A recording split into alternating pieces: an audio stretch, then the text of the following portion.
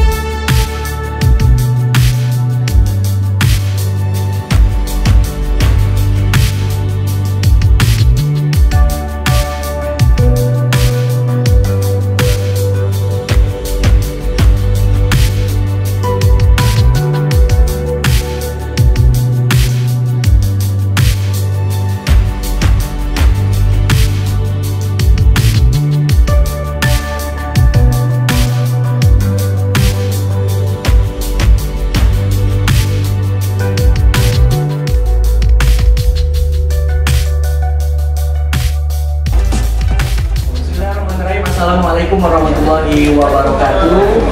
Selamat pagi dan jumpa kembali bersama saya Vigo Al-Hadi di podcast BPSDM Provinsi Kalimantan Barat. Dan kali ini kami akan mengenalkan seorang sosok ataupun figur pemimpin Kalimantan Barat yang sudah tidak asing lagi di mata Anda, yang mana sudah 2 periode menjadi Bupati Mempawah dan kali ini menjadi Wakil Gubernur Kalimantan Barat. Dr. Andes Haji Rian Norsan, MMMH. Selamat pagi, Assalamualaikum Pak Wagub. Waalaikumsalam. Tepuk tangan dulu dong untuk Pak Wakil Gubernur Kalimantan Barat. Terima kasih Bapak sudah meluangkan waktunya di podcast BPSDM Provinsi Kalimantan Barat. Bicara mengenai karir Anda ini Pak Wagub, yang sudah 2 periode menjadi Bupati, kemudian ini menjadi Wakil Gubernur Kalimantan Barat. Sudah terpikirkan sejak awal Bapak ingin menjadi seorang kepala daerah? Nah, sebenarnya Waalaikumsalam warahmatullahi wabarakatuh. Terima kasih saya ucapkan kepada disebut apa ini sebagai Host boleh. host ya, sebagai host ya. Nah, sebenarnya saya dulunya semasa sekolah ya, nah saya kepingin bercita-cita menjadi dokter ya, menjadi dokter, dan saya serius belajar ilmu biologi ya, dari SMP kemudian saya belajar biologi, dan alhamdulillah angka nilai biologi itu nggak pernah dinilai angka 8 sampai nilai 9. Tapi cita-cita ya boleh kita gantungkan setinggi mungkin ya, tetapi pada saat itu ya situasi dan kondisi orang tua memang belum mampu untuk menuntun saya untuk belajar sampai ke tingkat saya terlahir dari orang tua yang memang sebagai anggota TNI ABRI dengan pangkat Kopral 1, bapak saya itu dan ibu berumah tangga. Kemudian saya belajar di SD, SMP, kemudian UPI. Nah, kemudian setelah itu saya melihat situasi dan kondisi ya, saya berpikir untuk pindah ke Pontianak ya, tadi yang di Mempawah, pindah ke Pontianak, masuk STM, Sekolah Teknologi Menengah dengan jurusan bangunan sipil. Kenapa saya masuk ke situ ya? Pinginnya cepat dapat kerja, bisa membantu orang tua ya, perekonomian orang tua. Dari ingin jadi dokter, malah sekolahnya jadi STM Pak. STM. Nah, STM, tamat dari STM, saya melamar di kantor gubernur. Ya, tahun 1987. Diterima 1988. Ya, 1988 masih kantor gubernur lama. Diterima di Biro Pembangunan. Waktu itu masih kepala bironya Pak Haji Jawari, Pak Dr. Andes Haji Jawari. Ya. Nah, kemudian setelah itu beberapa bulan kemudian pindah ke kantor gubernur baru, ya. kepala bironya Pak Suparman Benteng gitu ya, Suparman Benteng, dan dilanjutkan dengan Bapak Hendri Usman. Nah, yang lama saya dengan Pak Hendri Usman. Ya. Oke, dari ASN gimana bisa terjun langsung jadi kepala daerah? Nah, tidak langsung kepala daerah. Oh tidak? Dari SN ya sampai ke golongan 3 waktu itu ya. Nah, mendapat jabatan di eselon 4 waktu masih kan, eselon 4 ya. Nah, kemudian saya terakhir tuh menjabat sebagai Kasubsi Risalah dan Perundang-undangan di DPRD Provinsi Kalimantan Barat ya. Nah, dan waktu itu berapa bulan saya tekuni dan saya coba mengajukan mengundurkan diri dari ASN. Oke. Ya, saya mengundurkan diri. Nah, diproses berapa lama itu. Nah, tahun 96 saya resmi berhenti. Nah, resmi berhenti, kemudian saya mencoba mengadu nasib di swasta.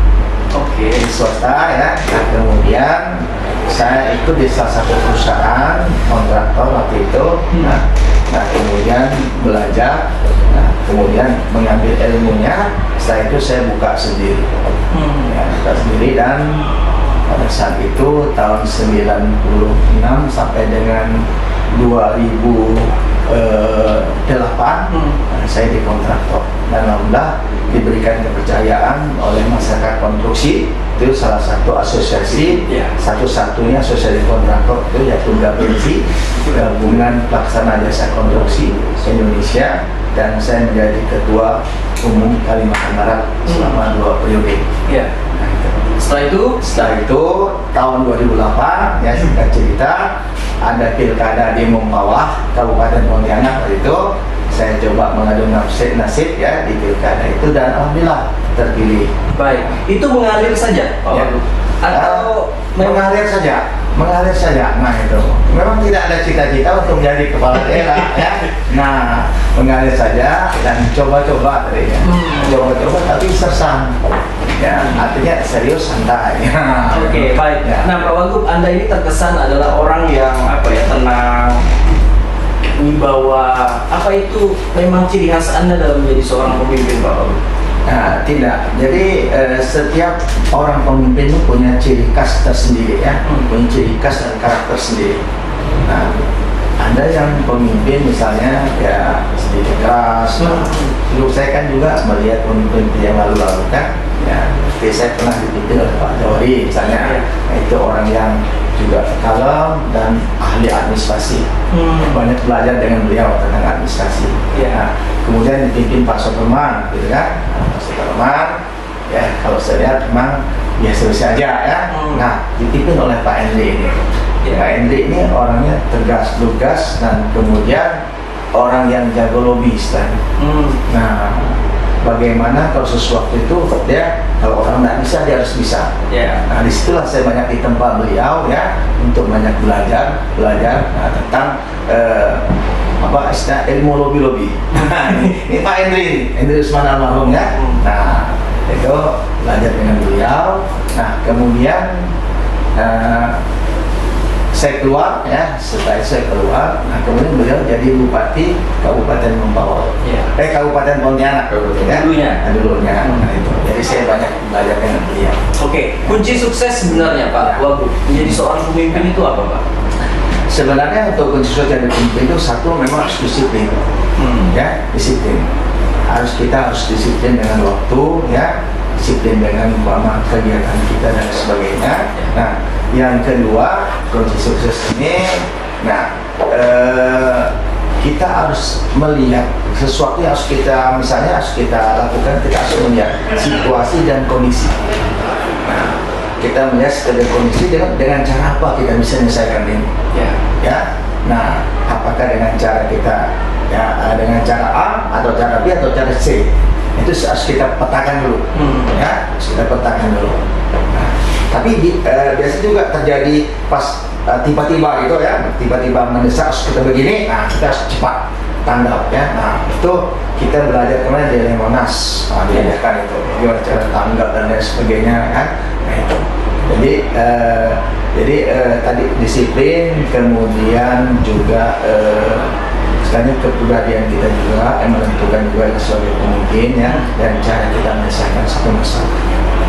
Artinya masalah itu bisa selesai, tetapi tidak satu meninggalkan bekas kekecewaan kepada diri kita atau kepada orang lain. Di pemerintahan itu mengatakan itu ibaratnya menarik benang dalam tepung, benang tertarik tepung tidak rusak. Artinya dalam kita menyelesaikan satu masalah itu tidak meninggalkan bekas yang tidak baik kepada masyarakat. Baik, kita upayakan. Pak, untuk di pemerintahan itu memang banyak masalah. Ya, memang tempat gudang masalah. Ya, gudang masalah. Nah, itu. Ya. Jadi tinggal bagaimana kita satu persatu menyelesaikan permasalahan. Kenapa? Di dalam pemerintahan itu kompleks kan, permasalahan masyarakat. Yang nama masyarakat ini kalau 1000 masyarakat 1000 permasalahan. Nah, 1000 istilah tinggal laku yang dibawa kepada kita. Nah, tinggal bagaimana kita tadi itu menyelesaikannya dengan teknik dan cara kita, ya. Dan lihat situasi kondisinya.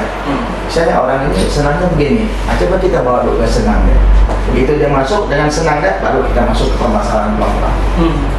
Oke, baik Pak Wagub, ini beralih ke soal ASN nih Pak. Ini soal ASN juga tidak kalah selalu menjadi pembahasan Pak. Nah, mengapa sih Pak sebenarnya ASN ini harus selalu dikembangkan kompetensinya? Padahal masuk menjadi ASN sudah ada tes sebelumnya. Apalagi sekarang jadi ASN ini kan tesnya banyak nih Pak. Nah, mengapa harus dikembangkan Pak kompetensi ASN? Ya, jadi begini, dari awalnya mereka itu kan sebelum ASN kan, nah dunianya beda. Dunia beda. Begitu dia masuk ke ASN ini, ya, nah dunianya sudah berubah kepada ASN ini yang tadi ya dikirim dengan aturan dan peraturan untuk melakukan satu kegiatan-kegiatan kan. Nah, jadi begitu dia masuk ASN tadi, nah ilmu yang didapatnya itu untuk mengembangkan satu karir, satu kepribadian itu kan belum diberikan. Nah, memang ada dari dia sendiri kan, tapi harus ditempa dan diasah. Nah, oleh tadi iklan-iklan ini salah satunya oleh pendidikan-pendidikan sama itu. Nah, dengan adanya diklat itu mungkin dia akan terasa dan akan bertambah ilmu pengetahuannya dan akan sedikit banyak tetap akan merubah kepribadian dia. Baik. Kompetensi ASN ini apa yang sebenarnya dituntut oleh publik dan oleh Anda sendiri sebagai Wakil Gubernur Kalimantan Barat? Nah, tadi sumber daya manusia yang pertama. Sumber daya manusia dan keterampilan dia ya di dalam memberikan pelayanan kepada masyarakat. Itu yang paling penting.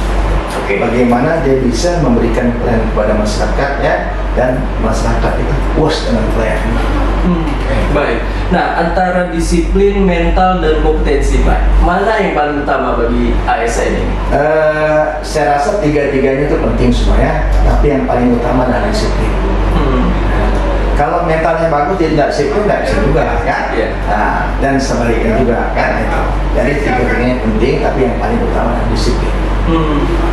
Dia nggak akan sukses kalau dia bangun orang masuk kantor jam 7, dia bangun jam 9. Dalam disiplin kan? Oke, soal mental Pak. Ya. Mental apa Pak? Mental juga sangat penting ya. Jadi kenapa? Nah, kalau umpamanya dia disiplin, kemudian tadi apa? Kompetensinya tinggi, ya, kompetensinya tinggi, bagus kan? Tapi mentalnya ngobrol juga tidak bisa. Nah, ini jadi tiga-tiganya pecah. Oke. Nah, sekarang ini sedikit-sedikit viral Pak. Jadi pelayanan oleh ASN saja tidak benar, udah viral kemana-mana Pak. Ini gimana mencegah hal-hal seperti ini? Apa ini berkaitan dengan mental tadi atau memang soal disiplin tadi dari ASN? Jadi kalau kita lihat sekarang ini kan karena kemajuan teknologi yang luar biasa ya, dengan media sosial yang luar biasa. Sehingga kadang-kadang permasalahan yang kecil bisa jadi besar. Dan tadi medsos tadi ya, medsos ini. Nah, sehingga kita percayakan kepada pegawai negeri sipil ya dalam memberikan pelayanan itu ya harus berhati-hati lah. Ya, tadi dengan mengacu kepada aturan dan peraturan. Jangan sampai kita melanggar aturan dan peraturan yang sudah ditetapkan, itu harus kita mengacu kepada aturan dan peraturan. Oke, baik. Mungkin ini pertanyaan terakhir untuk Pak Wagub, menjamin kompetensi ASN sesuai dengan keinginan publik, termasuk tadi harapan Bapak soal disiplin dan juga mental ini. Seperti apa? ASN khususnya di lingkungan Pemprov Kalimantan Barat. Silakan Pak, gimana menurut Anda menjamin kualitas soal mental dan juga disiplin ASN tadi? Nah, tadi saya juga sampaikan sedikit di sambutan. Nah, yang pertama ya sebagai pegawai negeri sipil ini ya, tadi itu kan disiplin, kemudian punya kompetensi, kemudian mental yang bagus kan. Nah, di dalam dia mendapatkan 3 ini kan harus ada pelatihan dan kemudian pendidikan yang harus ditempuh dengan jalur-jalur kan dengan misalnya yang baru ini kan diklat PIM pengawas 5 pengawas ya, nanti ada lagi diklat PIM 3 diklat PIM 2 ya. Nah itu kalau dulu kami dari awal tuh ada ADUM Pak ya. ADUM itu administrasi umum ya. Nah itu bagaimana kita memahami administrasi tentang kepemerintahan nih. Awal kita dididik dengan administrasi. Nah kemudian ada ADUM lah ya, administrasi umum lanjutan. Nah baru itu sepadan. Nah, jadi dulu zaman kami itu, nah dididik dulu. Nah kemudian setelah dia cakep, bagus, sudah punya bobot untuk naik ke menjadi salon, lalu nanti dapat jabatan. Nah, kalau sekarang kan duduk dulu baru dididik. Nah, Ada bedanya Pak? ada beda. Kalau dulu memang dididik dulu baru duduk. Nah, menduduki jabatan. Sekarang duduk dulu baru dididik. Nah, terbalik dari zaman kami dulu kan. Nah, mungkin ini ya mungkin dilihat atau dipantau oleh ini kan mungkin harus begini lebih baik. Tapi kalau saya melihat ya memang sebenarnya harus dididik dulu baru duduk. Nah, tapi kan nggak ada lah berbeda mungkin ya. Dengan dia duduk kemudian berikan pelatihan kan bisa sambil berjalan, sambil dia memimpin menerapkan ilmu yang didapatnya sambil berjalan. Baik, tapi kompetensi dan kualitas ASN Pemprov Kalbar sudah sangat baik di mata Anda Pak. Kalau saya melihat untuk kompetensinya itu apalagi sekarang sudah banyak pelatihan ya, kemudian juga pengembangan diri ya. Nah, sekarang juga tidak hanya di pelatihan umum, mereka juga sudah mulai bisa mengembangkan diri sendiri ya untuk mengikuti kegiatan-kegiatan yang fungsinya untuk lebih meningkatkan kemampuan diri sendiri kan. Nah, saya melihat udah cukup lumayan baik ya untuk di Kalimantan Barat ini. Nah, tinggal bagaimana menempatkan disiplin dan mental. Oke, baik, terima kasih Pak Wakil Gubernur sudah bersama kami di podcast BPSDM Provinsi Kalimantan Barat. Sukses untuk Pak Wakil Gubernur. Selamat pagi, assalamualaikum Bapak. Terima kasih. Waalaikumsalam warahmatullahi wabarakatuh. Baik, itu dia tadi perbincangan singkat kami bersama dengan Wakil Gubernur Kalimantan Barat, Bapak Haji Rian Nursan, tentang bagaimana peningkatan kompetensi SDM, khususnya di lingkungan pemerintah Provinsi Kalimantan Barat. Terima kasih atas perhatian dan kebersamaan Anda. Saya Viko Alhadi, terima kasih dan sampai jumpa.